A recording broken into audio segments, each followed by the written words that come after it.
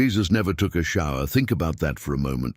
The man who walked dusty roads for 3 years, who touched lepers, who slept outdoors, who ate with unwashed hands according to Pharisaic standards, he never stood under running water with a bar of soap.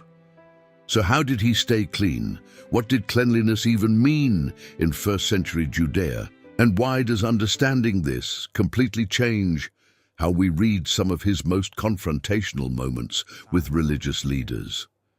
Stay until the end, because understanding this changes how we read the Gospels. First-century Galilee didn't have bathrooms as we know them. There were no faucets, no drains in floors, no privacy behind locked doors. In Nazareth, in Capernaum, in the dozens of villages Jesus walked through, cleanliness was not a private individual routine. It was public, it was communal, and it was expensive. Water was the currency of survival. Every drop had to be carried. A typical house, stone walls, packed earth floor, 1 or 2 small rooms, had no internal water source. Women walked to the village well or cistern at dawn and dusk. Clay jars balanced on their heads or shoulders, 30 to 40 pounds of water hauling back uphill. That water had to last. Cooking, drinking, animals, and yes, washing. But washing was the last priority, not the first. The morning air in a Galilean village smelled like smoke and animals. Families slept on raised platforms or mats, packed together for warmth. They woke to the sound of roosters, donkeys, sheep stirring in the courtyard below or in the room beside them. The first task wasn't washing. It was relighting the fire, kneading yesterday's dough, sending children to fetch the goats. Hands might be rinsed, if water allowed. Faces might be splashed, but a full-body wash? That was a luxury reserved for specific moments, not daily routine. Most people wore the same woolen tunic for days, sometimes weeks. Wool absorbed sweat, dirt, and the smell of smoke from cooking fires. It itched against skin in the heat. Beneath the tunic, there was no underwear as we know it. The fabric touched bare skin, collecting oil, dust, and the residue of a working life. Laundering meant beating the cloth against rocks in a stream or cistern, using ash-lye soap if you could afford it, then spreading the garment on bushes or rooftops to dry in the sun. This wasn't done daily. It was done when necessary, or when water could be spared. The concept of clean in this world was not medical. It was ritual. It was social. It was about holiness, not hygiene. The law of Moses prescribed washing after certain activities, touching a corpse. Bodily emissions, menstruation, childbirth, contact with certain animals. These washings, immersions in a mikveh, a ritual bath, were about purity before God, not comfort or odor control. They marked the boundary between sacred and common, between fit to approach the temple and unfit to enter. But even these ritual baths required something most people didn't have: access to large amounts of collected rainwater or a natural spring. A mikveh had to hold at least 40 seas of water, roughly 200 gallons. Building one, maintaining one, filling one. This took resources, wealth, land. The average day laborer in Capernaum, the fisherman mending nets, the woman grinding grain by hand, did not have a private mikveh.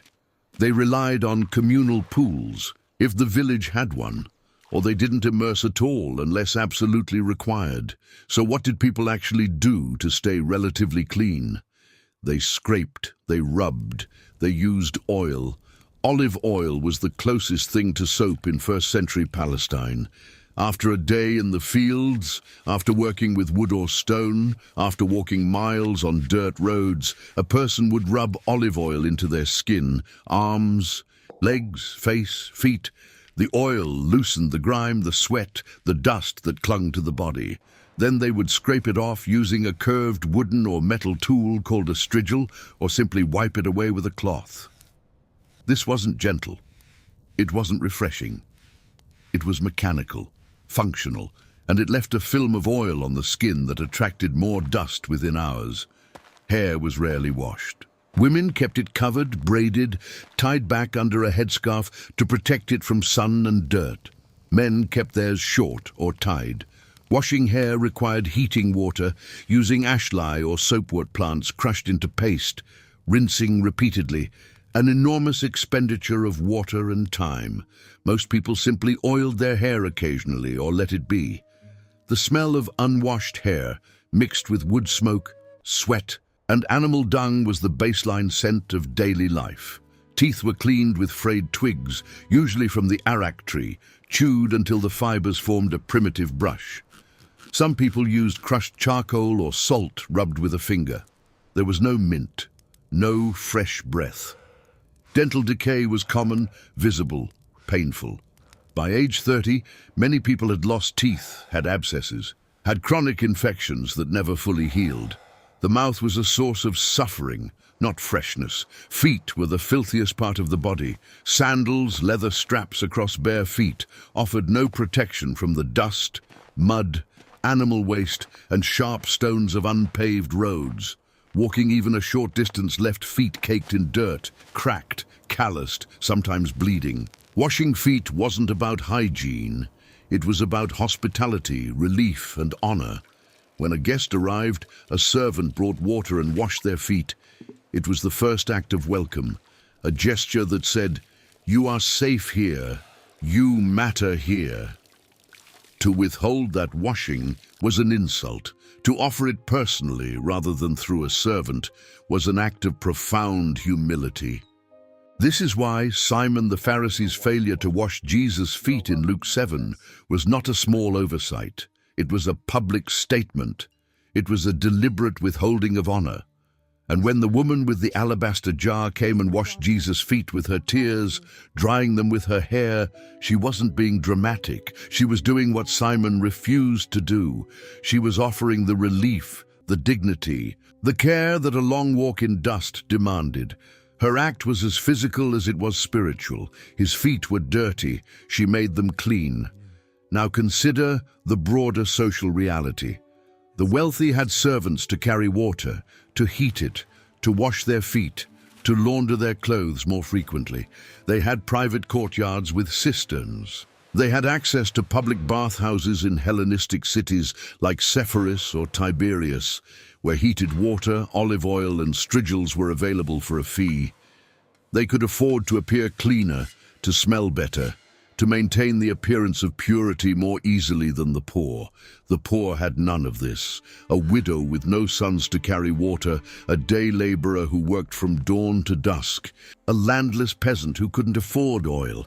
These people couldn't maintain the same standard of cleanliness. And in a religious culture where cleanliness was tied to holiness, this created a devastating equation. Poverty made you ritually suspect. If you couldn't afford to wash, you couldn't afford to be pure. And if you couldn't be pure, you were unfit for the temple, for certain prayers, for full participation in religious life. This is the world Jesus confronted when he challenged the Pharisees about hand washing in Mark 7. The Pharisees weren't wrong to wash their hands before eating. They had extended the priestly purity laws, originally meant for temple service, into daily life as a mark of holiness. They washed their hands in a specific way, pouring water from a vessel over each hand, ensuring the water flowed from wrist to fingertips, not the reverse. This wasn't about removing dirt. It was about removing ritual defilement. It was about control, order, and visible separation from the common and the unclean. But it required water, it required vessels, it required time, it required resources. When the Pharisees criticized Jesus' disciples for eating with unwashed hands, they weren't making a health complaint. They were making a class observation. They were pointing out that these men, fishermen, tax collectors, laborers, were behaving like the poor, like people who didn't have easy access to water or who prioritized filling their stomachs over performing a ritual. The Pharisees were reinforcing a boundary, the ritually observant versus the ritually careless, the clean versus the perpetually contaminated. Jesus' response cuts to the bone. He quotes Isaiah, "These people honor me with their lips, but their hearts are far from me." Then he says something that would have landed like a hammer. Nothing outside a person can defile them by going into them. Rather, it is what comes out of a person that defiles them. This wasn't a minor theological adjustment. This was a complete inversion of the purity system. He was saying that no amount of water, no ritual, no external washing could make a person clean before God. That the real contamination wasn't on the skin or the hands or the body, it was in the heart. That the poor woman who couldn't afford to wash ritually was no less acceptable to God than the wealthy Pharisee who could. That defilement wasn't about poverty, about access to water, about social class. It was about what a person chose to do with their power, their words, their intentions. Think about the people listening. The woman who had just walked 2 miles for water and couldn't spare any for a hand-washing ritual. The man who worked in the fields and came home covered in dust with no servant to wash his feet. The leper who was banned from mikvehs, from public wells, from any form of communal washing. Jesus was telling them, you are not unclean. Your poverty does not disqualify you. God does not measure holiness by how much water you can afford. And then there's the moment in John 13, the Last Supper. Jesus, the teacher, the rabbi, the one they called Lord, stands up, wraps a towel around his waist, pours water into a basin, and begins to wash his disciples' feet. Peter's reaction is visceral. You shall never wash my feet. Because this was wrong. This was backwards. Masters didn't wash servants' feet. Teachers didn't wash students' feet. Clean people didn't touch dirty feet. The entire social order depended on these boundaries. Washing feet was the task of the lowest servant, often a slave, often a woman, someone with no honor to lose. For Jesus to do it was an inversion so extreme it was almost unbearable to witness. But Jesus insists, unless I wash you, you have no part with me. This is not a metaphor. This is not symbol first, reality second. Their feet were actually dirty. The road from Bethany to Jerusalem was dusty, rocky, filthy. They had walked it that day. Their feet ached. They were caked in grime. And Jesus, knowing he would be betrayed that night, knowing he would be crucified the next day, chose to spend his final hours on his knees, washing the feet of men who would abandon him. He touched Judas's feet. He washed the feet of the man who would sell him for 30 pieces of silver within hours. He knelt before Peter, who would deny him 3 times before dawn.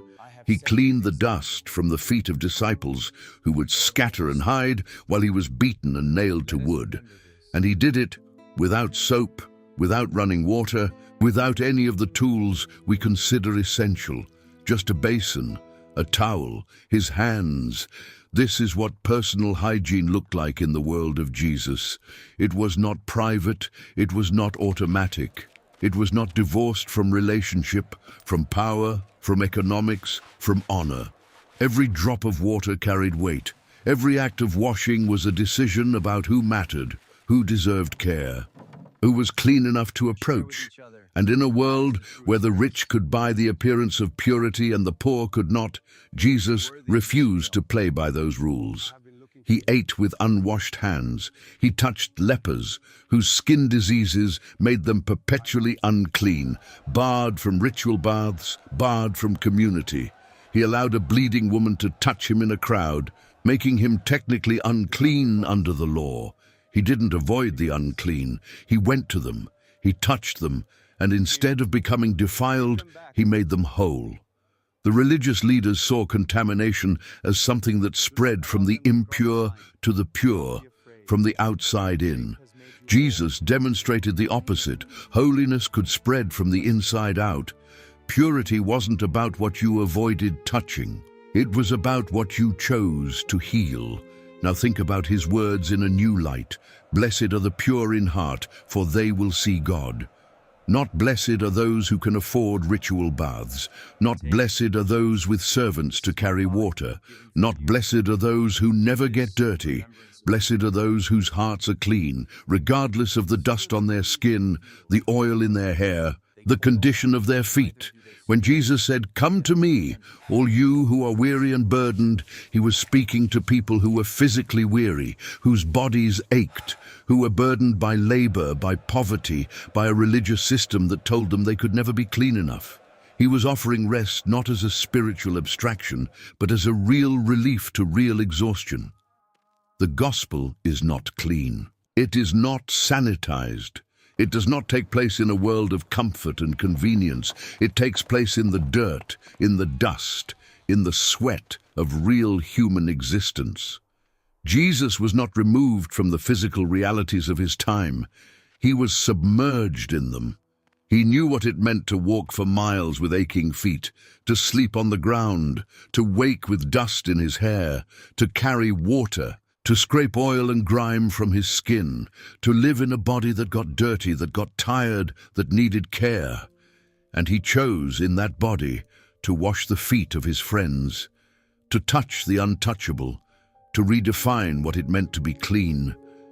Understanding this doesn't weaken the faith, it strengthens it, because it shows that God didn't enter human history as an idea, as a distant figure untouched by the realities of daily survival.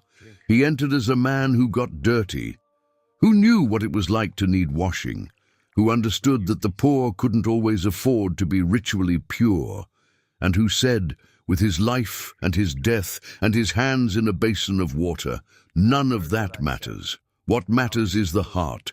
What matters is love. What matters is whether you see the person in front of you and choose to offer dignity, care and presence, regardless of the cost."